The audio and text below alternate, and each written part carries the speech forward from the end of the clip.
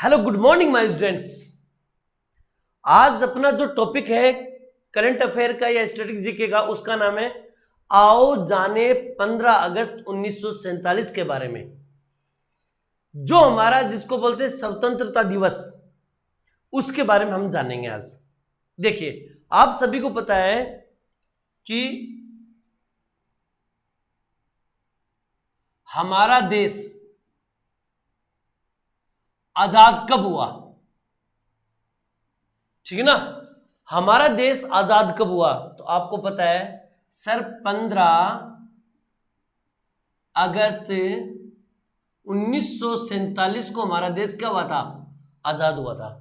Sir 15 अगस्त 1947 को हमारा देश आजाद हुआ था। अब सुनो गौर से, अगर तुमसे कोई पूछ ले कि भारत का प्रथम स्वतंत्रता दिवस कब मनाया गया, प्रथम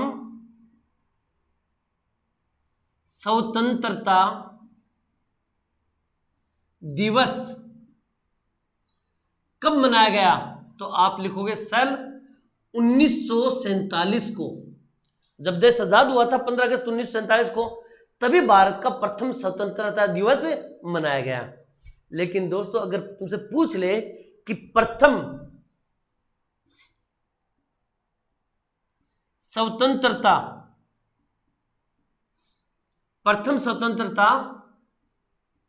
वर्षगांठ कब मनाएगी, प्रथम स्वतंत्रता वर्षगांठ कब मनाएगी, तब याद रखना सन 1948 को। एक साल पूरा होने पर पहली वर्षगांठ हो गई। समझे नहीं समझे? देखो, जब हम जन्म हुआ तो हम बोल सकते कि मेरा जन्मदिन है, पहला जन्मदिन, लेकिन पहला जन्मदिन की वर्षगांठ कौन सी होगी, तो एक साल पूरा होने पर होती है। क्लियर? एक बात याद रखना, आज के बाद हमारा देश आजाद हुआ 15 अगस्त 1947 को, इसलिए हम कह सकते हैं कि भारत का प्रथम स्वतंत्रता दिवस कब मनाया जाता है, 1947 को मनाया गया था। लेकिन प्रथम स्वतंत्रता वर्षगांठ कब मनाएगी, तो 1948 को। क्लियर? एक साल कम बताना आपको, ठीक है ना, वर्षगांठ के अंदर। अब इस दुनिया के अंदर जितने भी देश हैं, किसी न किसी देश के गुलाम रहे हैं और उन्होंने अपनी आजादी को मनाए हैं। जब भी आजाद हुए तो बोल सकते हैं कि उस दिन उसका आजाद का वर्ष कौन सा था, वो स्वतंत्रता दिवस कहलाता है। क्लियर? लेकिन इस दुनिया में दो देश ऐसे हैं जिनका कोई भी राष्ट्रीय दिवस नहीं है, कोई भी राष्ट्रीय दिवस नहीं है, ठीक है ना। सर कौन कौन से हैं? एक तो याद रखना, नंबर 1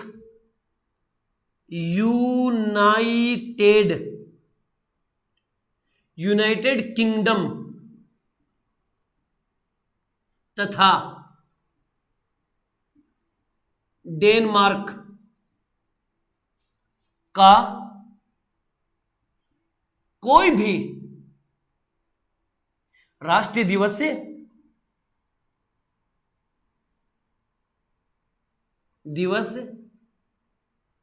नहीं है। इस पूरी दुनिया में केवल ये दो ही देश है जिनका कोई भी राष्ट्रीय दिवस नहीं है। क्लियर? भारत के अंदर 3 राष्ट्रीय दिवस है, स्वतंत्रता दिवस, गणतंत्र दिवस और गांधी जयंती। क्लियर? ये 3 राष्ट्रीय दिवस है, जबकि विश्व के अंदर केवल 2 देश, यूनाइटेड किंगडम्स और डेनमार्क, इनका कोई भी राष्ट्रीय दिवस नहीं है। बात वेरी वेरी इंपॉर्टेंट है, याद रखिएगा। क्लियर? अब बात करते हैं भारत की स्वतंत्रता के बारे में। इसकी पृष्ठभूमि जाने उससे पहले इनको हेडिंग लिख लो, इनकी बातों को लिख लो बेटा। ओके, कीजिए। चलिए मेरे प्यारे बच्चों, ऊपर देखो, हेडिंग देखना, स्वतंत्र भारत का प्रथम गवर्नर जनरल। अगर ये पूछे कि स्वतंत्र भारत का प्रथम गवर्नर जनरल कौन था, तो हम बोले लॉर्ड माउंटबेटन। अब सुनो, सारा किया धरारा इसी बंदे का है। समझ गए मेरी बात? ये जब देश में आजादी का माहौल चल पड़ा था कि हमें देश को आजाद करना, तो लॉर्ड माउंटबेटन ने 2 शर्तें रखी। लॉर्ड माउंटबेटन ने आजादी, भारत की आजादी के लिए उसने 2 शर्तें लिखी। याद रखना, लॉर्ड माउंटबेटन ने आजादी के लिए, ठीक है ना, आजादी के लिए इसने 2 शर्तें रखी, ठीक है ना। कौन कौन सी शर्तें रखी?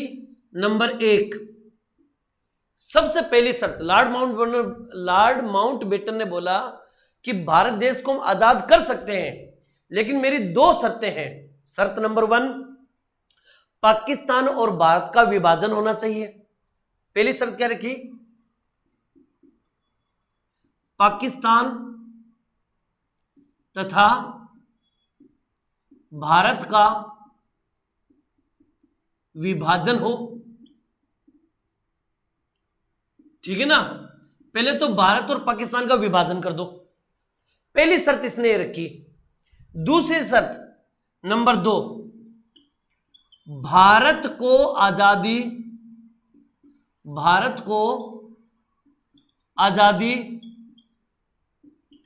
15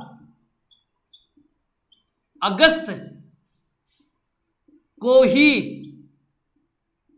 मिलेगी। ये लो भाई, एक कंडीशन थी कि भारत को आजादी 15 अगस्त को ही मिलेगी, 16 अगस्त को आजादी नहीं देंगे। यानी कि आपका जो आजादी दिवस होगा 15 अगस्त को ही होना चाहिए। ये 2 कंडीशन लॉर्ड माउंटबेटन रखी और दोनों को एक्सेप्टेड किया गया।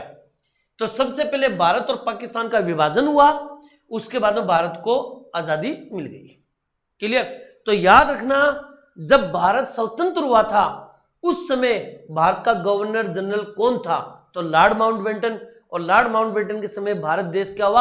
आजाद हुआ। इसलिए हम ये भाषण बोल सकते हैं कि स्वतंत्र भारत का प्रथम गवर्नर जनरल कौन था? लॉर्ड माउंटबेटन, इसी ने किया था। इसकी 2 शर्तें थी भारत को आजाद करने में। नंबर 1, पहले भारत पाकिस्तान का विभाजन हो। नंबर 2, भारत को 15 अगस्त को ही आजादी मिलेगी। इसके पीछे तथ्य क्यों भाई 15 अगस्त को ही क्यों मिलेगी? क्योंकि इस दिन याद रखना जापान पर एक अणुबम हमला हुआ था, ठीक है ना। तो जापान ने क्या किया? आत्मसमर्पण कर दिया। तो याद रखना, जापान आत्मसमर्पण की दूसरी वर्षगांठ थी।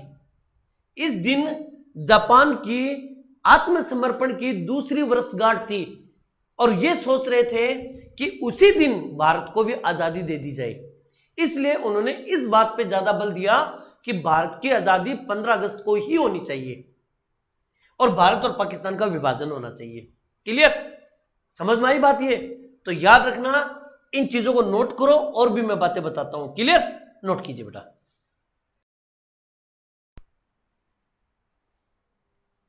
चलिए मेरे प्यारे बच्चों, देखो, भारत तथा पाकिस्तान का विभाजन, भारत और पाकिस्तान का विभाजन कब हुआ? तो याद रखना 14 अगस्त 1947 को। 14 अगस्त 1947 को भारत और पाकिस्तान का विभाजन हो गया।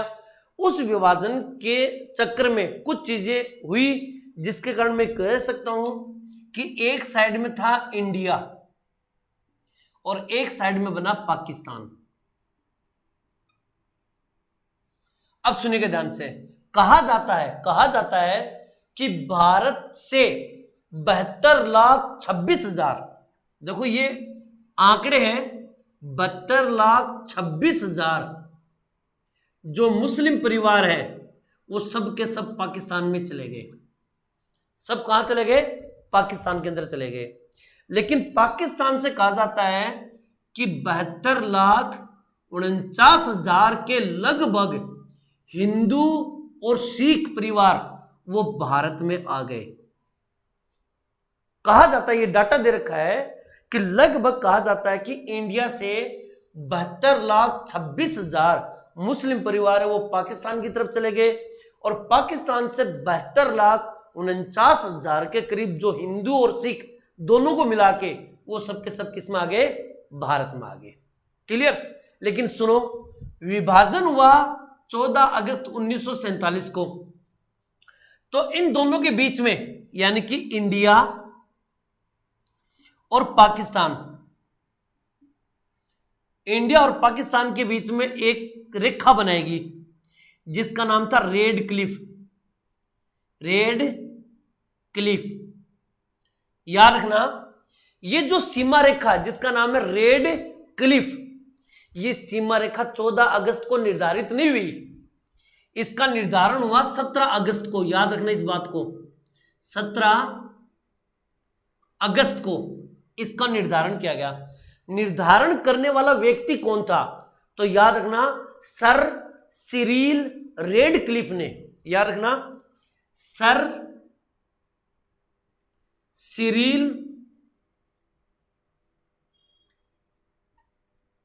Red Cliff. याद रखना इस बंदे ने इस रेखा का निर्धारण किया था। तो याद रखना पाकिस्तान की आजादी हुई 14 अगस्त 1947 को, लेकिन भारत और पाकिस्तान के बीच में जो सीमा रेखा बनी वो बनी थी 17 अगस्त 1947 को, यानी 15, 16, 17 तीसरे दिन बनी थी। ओके, इस रेखा को बनाने वाला बंदा कौन था? Sir Cyril Radcliffe. इसी के नाम से रेडक्लिफ इस सीमा रेखा का नाम पड़ा। तो यार भारत और पाकिस्तान की सीमा रेखा को क्या बोला जाता है? रेडक्लिफ। और रेडक्लिफ जो सीमा रेखा है वो किसने निर्धारण किया था? सर सिरिल रेडक्लिफ ने। सर कब? 17 अगस्त 1947 को। ये थोड़ी सा पाकिस्तान के बारे में बातें हैं। जैसे इसका विभाजन हुआ 14 अगस्त को, उसी 14 अगस्त की रात को, रात के 12 बजे भारत की आजादी की घोषणा हो चुकी थी। उसके बारे में बताऊं? पहले इसको नोट कर लो फटाफट बेटा जी, कीजिए।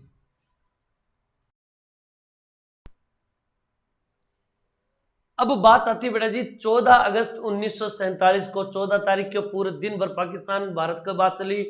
जैसे रात्रि हुई, करेक्ट रात के 12 बजे अनाउंस हुआ कि भारत आज 15 अगस्त हो गई है और देश को आजादी की घोषणा कर दी गई है। पूरे देश में खुशी का माहौल फैल गया, चारों तरफ खुशहाली खुशहाली। यानी कि हम ये कह सकते हैं कि आजादी की घोषणा, आजादी की घोषणा हुई। ठीक है ना, आजादी की घोषणा हुई कब? 14 अगस्त 1947 को रात्रि 12 बजे पूरे देश में आजादी की घोषणा कर दी गई कि भारत देश आजाद हो चुका है। जैसे घोषणा हुई, जवाहरलाल नेहरू ने पूरे देशवासियों के नाम एक संबोधन दिया, जिसको हम बोल सकते हैं भाषण। ठीक है ना, तो याद रखना उसी समय जब आजादी की घोषणा हुई, जवाहरलाल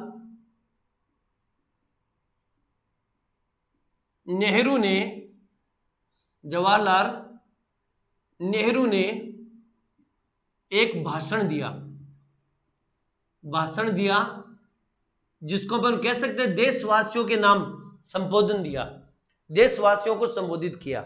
ठीक है ना, भाषण दिया। उस भाषण का नाम काफी बार एग्जाम में आया है, उसका नाम है ट्रस्टी विद डेस्टिनी। याद रखना क्या नाम है? ट्रस्टी, ये ट्रस्ट। ठीक है ना, क्या नाम है? ट्रस्ट विद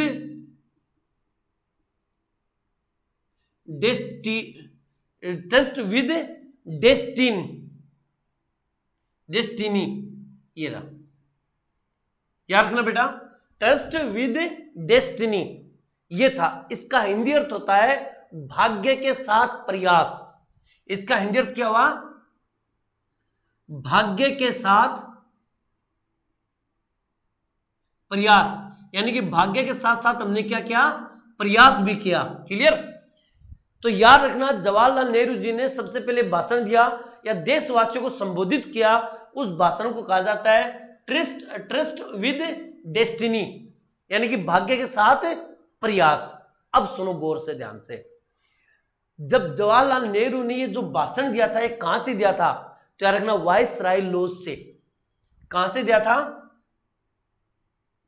वायसराय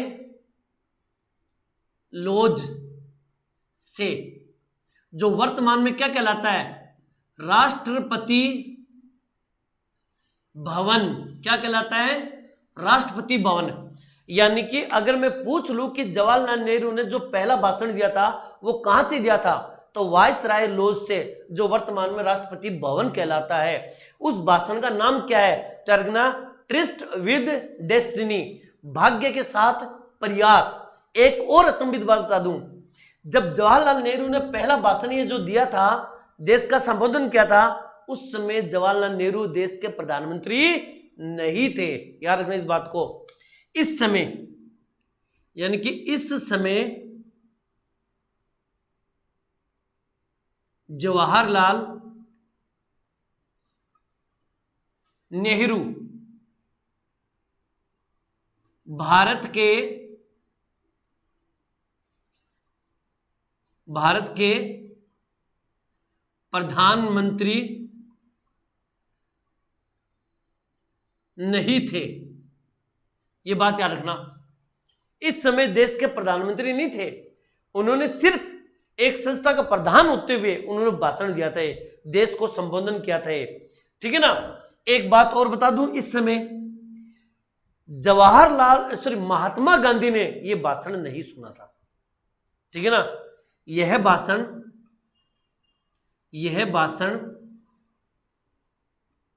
महात्मा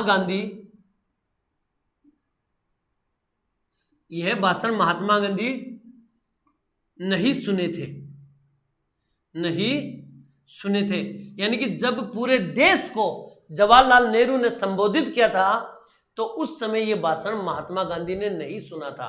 क्यों सर, क्यों नहीं सुना? क्योंकि महात्मा गांधी रात को 9 बजे सो गए थे। रात को 9 बजे सो गए, जब वो उठे तब उनको पता चला कि देश आजाद हो गया। समझे बात को? रात को 9 बजे सो गए थे, इसलिए भाषण रात को 12 बजे हुआ था। उस समय तक ये सो गए थे। तो 2-3 बातें रखना कि भारत को आजादी रात्रि 12 बजे 14 अगस्त को मिली थी। जैसे ही रात्रि के 12 के बाद में 1 बजता है तो 15 अगस्त हो जाती है।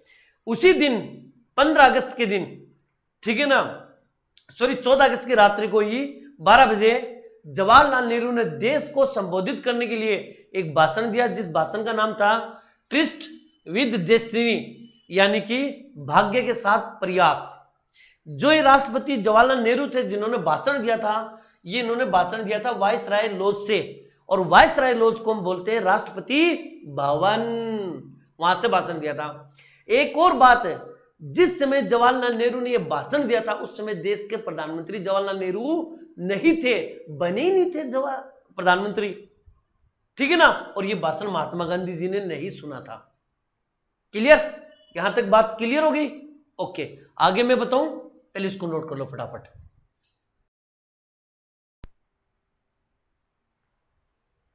अब बात आती है 15 अगस्त 1947। 14 अगस्त 1947 को रात्रि 12 बजे देश की आजादी की घोषणा हुई। रात भर जश्न हुआ, सुबह हुई। ये था आज भारत का नया सवेरा। 15 अगस्त 1947, दिन था शुक्रवार। दिन कौन सा था? शुक्रवार। शुक्रवार के दिन भारत देश ने अपना पहला स्वतंत्रता दिवस मनाया। तो एक बात बता दूं मैं यहां पर, प्रथम स्वतंत्रता दिवस का जश्न मनाया गया, या प्रथम स्वतंत्रता दिवस कब मनाया गया? 15 अगस्त 1947 को। इसी को कहा जाता अभिवादन दिवस। अभिवादन दिवस के नाम से भी जाना जाता है बेटा। ठीक है ना। 15 अगस्त 1947 को प्रथम स्वतंत्रता दिवस को अभिवादन दिवस के रूप में भी जाना जाता है। ठीक है ना। क्योंकि देशवासियों ने इसका अभिवादन किया। ठीक है, इस बात में याद रखना, स्वतंत्रता दिवस बोल दो या अभिवादन दिवस बोल दो, एक ही बात है। क्लियर? अब सुनो, जैसे 15 अगस्त 1947 की सुबह हुई, दिन था शुक्रवार, पूरा देश स्वतंत्रता दिवस मना रहा था। इसी दिन भारत के प्रथम प्रधानमंत्री जवाहरलाल नेहरू को बनाया गया। ठीक है ना। यानी कि भारत के प्रथम प्रधानमंत्री जवाहरलाल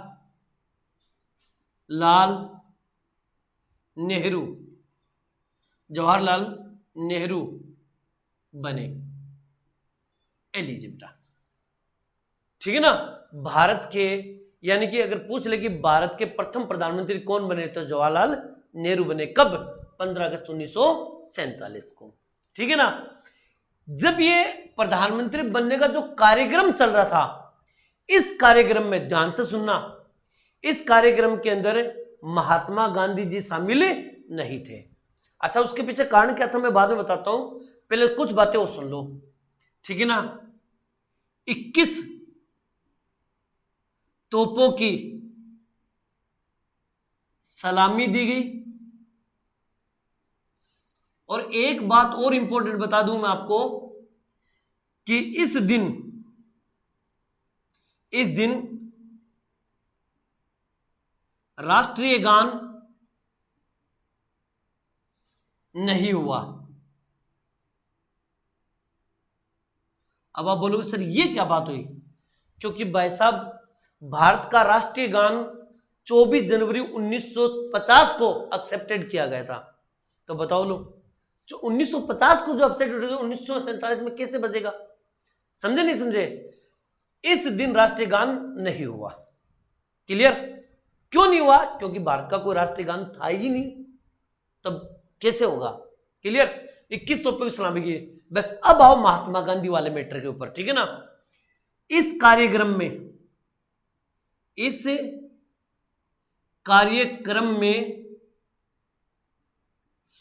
महात्मा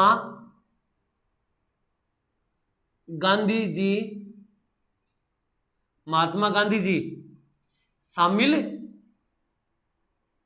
नहीं हुए। अब क्यों नहीं शामिल हुए? जबकि जवाहरलाल नेहरू जी ने उनको पत्र लिखा भी था कि भाई अपना देश आजाद हो गया है और 15 अगस्त 1947 का भारत का पहला स्वतंत्रता दिवस मनाया जाएगा, तो हम चाहते कि आप भी हमारे इस कार्यक्रम में शामिल हो। लेकिन महात्मा गांधी जी ने साफ साफ मना कर दिया कि नहीं भाई साहब, मैं इस कार्यक्रम में शामिल नहीं होऊंगा। क्यों भाई, क्यों?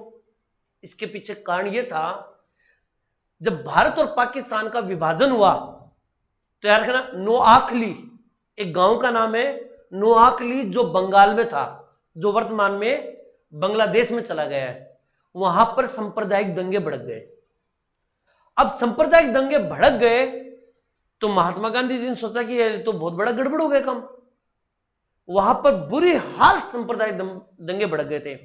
तो महात्मा गांधी जी ने यह बोला कि एक तरफ मेरा देश स्वतंत्रता दिवस मना रहा है और दूसरी तरफ मेरे देश की जनता मर रही है, मैं इस देश की जनता को बचाऊंगा, न कि दिवस में शामिल हूं। जब तक ये दंगा शांत नहीं होगा तब तक मैं आपके यहां पर नहीं आऊंगा। इसलिए कई बार यह प्रश्न पूछा जाता है कि 15 अगस्त 1947 के समय प्रथम स्वतंत्रता दिवस के समय महात्मा गांधी कहां थे? यह बात काफी बार एग्जाम में पूछी जाती है, तो याद रखना, महात्मा गांधी कहां थे? नोआखली गांव में, यहां पर थे महात्मा गांधी। ठीक है ना। ये कहां पर था? पहले था बंगाल में था। ठीक है ना। वर्तमान में कहां चला गए? वर्तमान में यह है बांग्लादेश। याद रखना बेटा जी, वर्तमान में कहां चला गया है? बांग्लादेश के अंदर। महात्मा गांधी प्रथम स्वतंत्रता दिवस के समय नोआखली गांव के अंदर थे, उस समय बंगाल में था, वर्तमान में बांग्लादेश में थे। क्यों सर? क्योंकि इस दिन सांप्रदायिक दंगे भड़क चुके थे। उन दंगों को शांत करने के लिए इन्होंने एक उपवास भी रखा था, हड़ताल भी की थी, ताकि चुप हो जाए और दंगे भड़कने बंद हो जाए। लेकिन दंगे बहुत उच्च स्तर से हो गए थे, इसलिए इन्होंने प्रथम स्वतंत्रता दिवस के समय प्रोग्राम में शामिल नहीं हुए थे। जबकि जवाहरलाल नेहरू जी ने उनको पत्र भी लिखा था कि यहां पर प्रोग्राम आयोजित किया जा रहा है, आप प्लीज हमारे प्रोग्राम में शामिल हुए। लेकिन उन्होंने एक कारण बताया कि यहां पर सांप्रदायिक दंगे भड़क हुए हैं, जब तक ये दंगे शांत नहीं होंगे मैं आपके कार्यक्रम में शामिल नहीं होऊंगा। क्लियर? ये थी महात्मा गांधी की बातें। ये सवाल काफी बार एग्जाम में पूछते हैं, तो याद कर लीजिएगा। क्लियर? आगे की बातें मैं लिखाऊं, नोट करो फटाफट।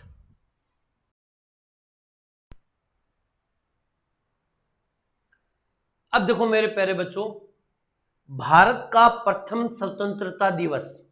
क्लियर? अगर ये पूछे कि भारत का प्रथम स्वतंत्रता दिवस कहां मनाया गया, तो स्थान था लाल किला। लाल किला, ठीक है ना? अब सुनो मेरी बात को ध्यान से। लाल किला, लाल किले पर स्वतंत्रता दिवस मनाया गया। क्लियर? प्रथम स्वतंत्रता दिवस लाल किले पर मनाया गया था, लेकिन ध्यान रहे इस लाल किला को हम कह सकते हैं मुबारक किला। क्या कह सकते हैं? मुबारक किला। लाल किले को पहले कहा जाता था मुबारक, मुबारक किला। अब क्यों सर? देखो मेरी बात सुनो, ये छोटी छोटी बातें मैं बता देता हूं। भारत का प्रथम स्वतंत्रता दिवस मनाया गया था लाल किले पर। लाल किले को पहले कहा जाता था मुबारक किला। अच्छा एक बात और बता दूं, आज से पहले क्या पता सुना नहीं सुना आपने, लाल किला पहले लाल रंग का नहीं था, पहले सफेद रंग का था। लेकिन अंग्रेजों ने इसकी मरम्मत करवाते समय इस पूरे किले को लाल रंग से रंग दिया और तब से इसको लाल किला के नाम से जानने लगे थे। लेकिन पहले क्या कहलाता था? मुबारक किला। याद रखना इस बात को, लाल किले का पुराना क्या नाम था? मुबारक किला। लेकिन जब अंग्रेजों ने इसकी मरम्मत करवाई तब इसको पूरे को लाल रंग से रंग दिया गया, इसलिए कहलाने लगा लाल किला। क्लियर? अच्छा, ध्वज फहराना। देखो लाल किले के लाहौरी गेट के ऊपर ध्वज फहराया गया। प्रथम स्वतंत्रता, देखो प्रथम स्वतंत्रता दिवस के समय जो ध्वज फहराने का काम हुआ था वो था लाहौरी गेट के ऊपर।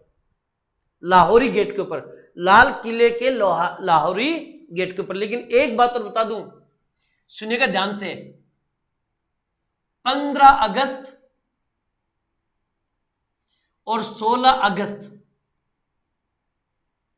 याद रखना, जब भारत का प्रथम स्वतंत्रता दिवस था, जैसे अभी मान लो अभी 15 अगस्त गई थी, 15 अगस्त को जब ध्वज फहराया गया था तो 15 अगस्त को ही फहराया गया था।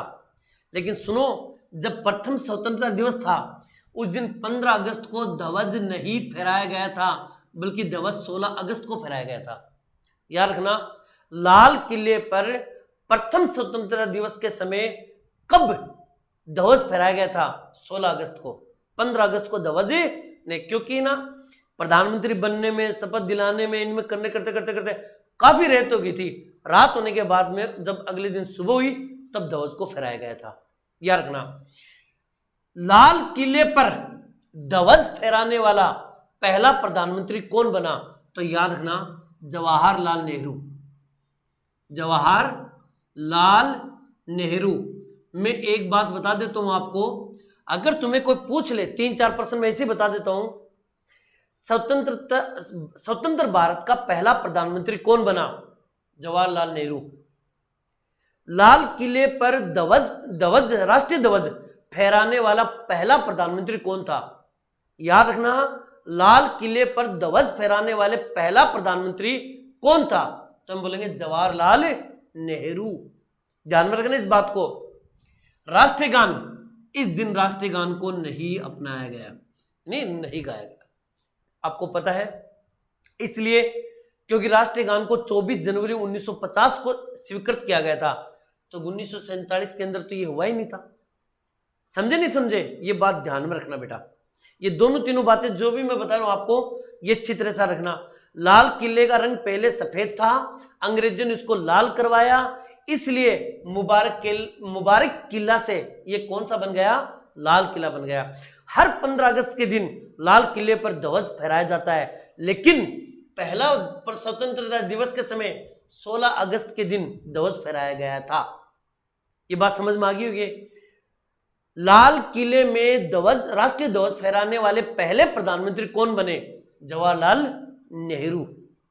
समझ गए? एक बात और याद रखना, राज्य में, अच्छा अगर कोई तुमसे पूछ ले, तो कोई पूछ ले आपसे कि स्वतंत्रता दिवस के दिन राष्ट्रीय ध्वज कौन फहराता है? स्वतंत्रता दिवस के समय राष्ट्रीय ध्वज कौन फहराता है? तो याद रखना, स्वतंत्रता के समय राष्ट्रीय ध्वज कौन फहराता है? प्रधानमंत्री। कौन फहराता है? प्रधानमंत्री। राज्य में ध्वज फहराना, राज्य में ध्वज कौन फहराता है? तो याद रखना 1973 तक, यानी कि 1947 से 1973 तक, 1973 तक राज्यपाल, ठीक है ना, फहराता था। ठीक है ना। 1974 से 1974 से, ठीक है ना, मुख्यमंत्री राज्य में ध्वज फहराने का काम करता है। याद रखना इस बात को। पहले जब स्वतंत्रता दिवस हुआ करती थी तो राज्य के अंदर जो राज्यपाल होता है वो स्वतंत्रता दिवस के समय ध्वज को फहराने का काम करते थे। लेकिन सन 1974 से 1974 से ये पद किसके पास चला गया? मुख्यमंत्री के पास। अब याद रखना, राज्य के अंदर स्वतंत्रता दिवस के समय राज्य के अंदर ध्वज कौन फहराते हैं? तो मुख्यमंत्री। और केंद्र में यानी पूरे देश के अंदर स्वतंत्रता दिवस के समय देश का राष्ट्रीय ध्वज कौन फहराता है? सब तो हम बोलेंगे प्रधानमंत्री। क्लियर? 2-3 बातें अच्छी तरह से याद कर लेना। इस दिन जब पहला सन 1947 को, याद रखना 1947 को ये लोग थे। अब मैं तुमसे पूछ लूं कि प्रथम स्वतंत्रता दिवस के समय कहां मनाया गया? लाल किले में। लाल किले का लाल रंग अंग्रेजों ने करवाया। पहले लाल किले का नाम था मुबारक किला। क्या नाम था? मुबारक किला। क्लियर? राष्ट्रीय ध्वज तिरंगा को सबसे पहले कहां फहराया गया? लाहौरी गेट के ऊपर। लाहौरी गेट के ऊपर, लाल किले के लाहौरी गेट के ऊपर। लेकिन 15 अगस्त को नहीं, वो 16 अगस्त को फहराया गया था। लाल किले पर राष्ट्रीय ध्वज फहराने वाला पहला प्रधानमंत्री कौन था? जवाहरलाल नेहरू। क्लियर? स्वतंत्रता दिवस के समय राष्ट्रीय ध्वज कौन फहराता है? प्रधानमंत्री फहराता है। राष्ट्रीय गान उस दिन नहीं गाया गया था क्योंकि राष्ट्रीय गान स्वीकृत नहीं हुआ था। राज्य में राष्ट्रीय ध्वज फहराने का काम कौन करता है? 1973 तक, यानी 1947 से 1973 तक राज्यपाल राष्ट्रीय ध्वज फहराते थे। लेकिन 1974 से मुख्यमंत्री ये फहराते हैं। क्लियर? इतनी बातें मैंने आपको बता दी है। इसके बारे में और भी बातें बताऊं? फटाफट नोट कीजिए बेटा जी, कीजिए नोट।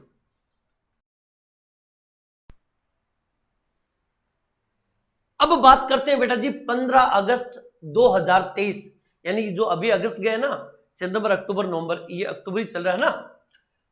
15 अगस्त 2023 अगर मैं पूछ लूं कि जो 2023 में स्वतंत्रता दिवस मनाया गया ये कौन सा था?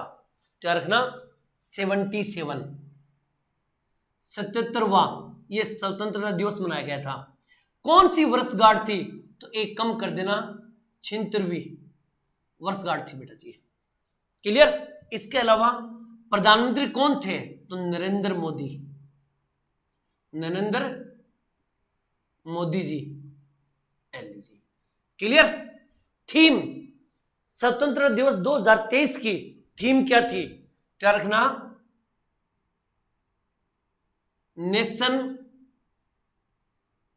First always first. इसका मतलब राष्ट्र पहले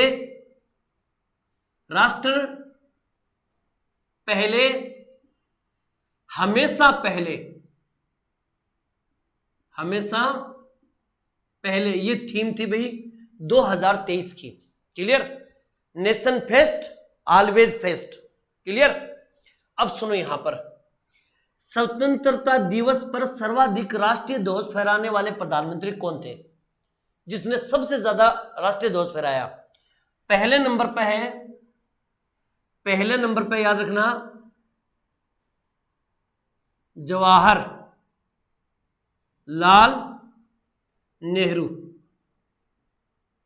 दूसरे नंबर पे है इंदिरा गांधी, और तीसरे नंबर पे है नरेंद्र मोदी।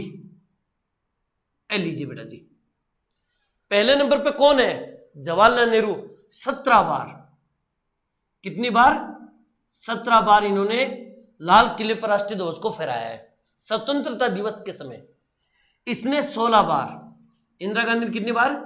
16 बार, और नरेंद्र मोदी जी ने 10 बार। इस बार नरेंद्र मोदी जी ने ध्वज फहराया था ना, यह 10वीं बार था। कौन सी बार था? 10वीं बार। लेकिन एक मजे की बात बता दूं, ये दोनों के दोनों, कौन कौन? जवाहरलाल नेहरू और इंदिरा गांधी, ये कांग्रेसी थे। कांग्रेसी, ये कौन से थे? कांग्रेसी, ठीक है ना। जबकि ये जो नरेंद्र मोदी जी है, ये बीजेपी के थे, यानी कि गैर कांग्रेसी। गैर कांग्रेसी, ठीक है ना, कांग्रेसी। तो एक बात और याद रखना, प्रश्न अगर पूछा जाए, क्या प्रश्न पूछा जाए, ध्यान से सुनना। स्वतंत्रता दिवस पर सर्वाधिक राष्ट्रीय ध्वज फहराने वाले प्रधानमंत्री कौन थे? तो जवाहरलाल नेहरू।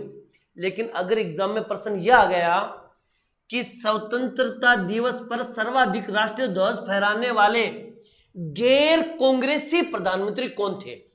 गैर कांग्रेसी प्रधानमंत्री कौन थे? तब नरेंद्र मोदी जी का नाम आएगा। याद रखना इस बात को। दोबारा सुनो मेरी बात।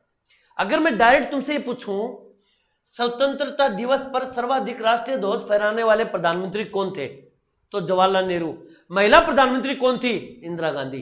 क्लियर?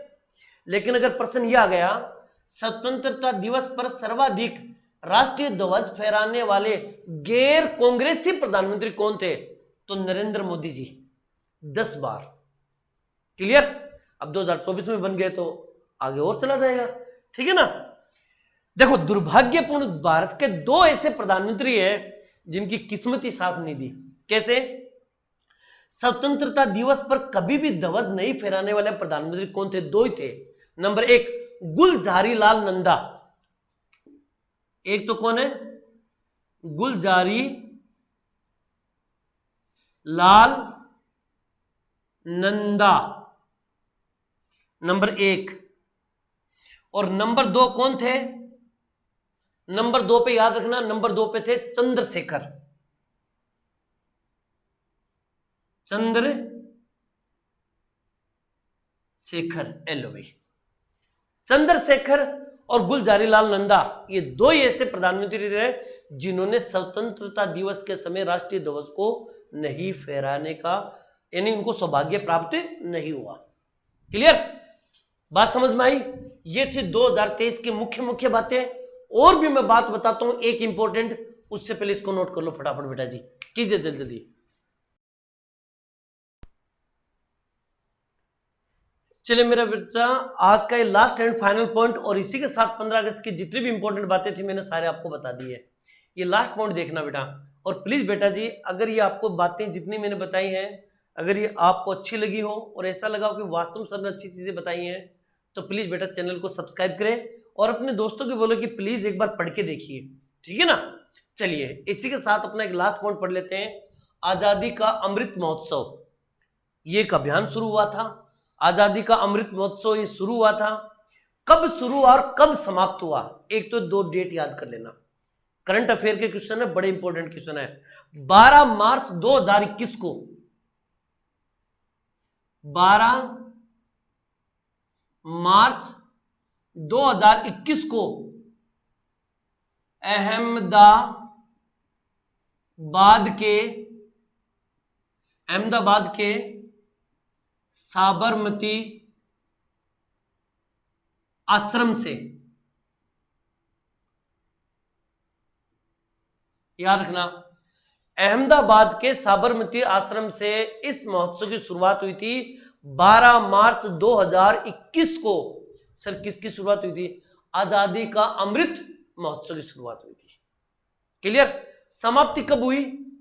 15 अगस्त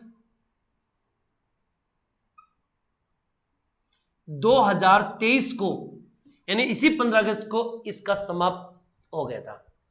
यानी अभियान किया हुआ, आजादी का अमृत महोत्सव खत्म। लेकिन अब सुनो मेरी बात, यहां पर एक अभियान शुरू हुआ बेटा जी, अभियान शुरू हुआ है 15 अगस्त 2023 को एक अभियान शुरू किया। इस अभियान का नाम है हमारी माटी हमारा देश। हमारी माटी हमारा देश। लो भाई, इसी के साथ बेटा जी जय हिंद, ये अपना 15 अगस्त की कहानी समाप्त। समझा मेरे बच्चे, इनको बढ़िया तरीके से कर लीजिए। और सच में बेटा आप कमेंट में लिख के दीजिए कैसा लगा ये टॉपिक आप लोगों को। ठीक है बेटा जी, इसकी सारी बातें अच्छी तरह से याद कर लेना, मेरा विश्वास रखना। अगर 15 अगस्त का कोई सवाल देगा तो इस सेट के पर्सन नहीं देगा। इनको बढ़िया तरीके से सारे टॉपिक को तैयार कर लो। मिलते हैं नेक्स्ट क्लास में, तब तक आप लोगों से अलविदा। जय हिंद, जय भारत। आप इसको नोट कर लीजिए। थैंक यू बेटा।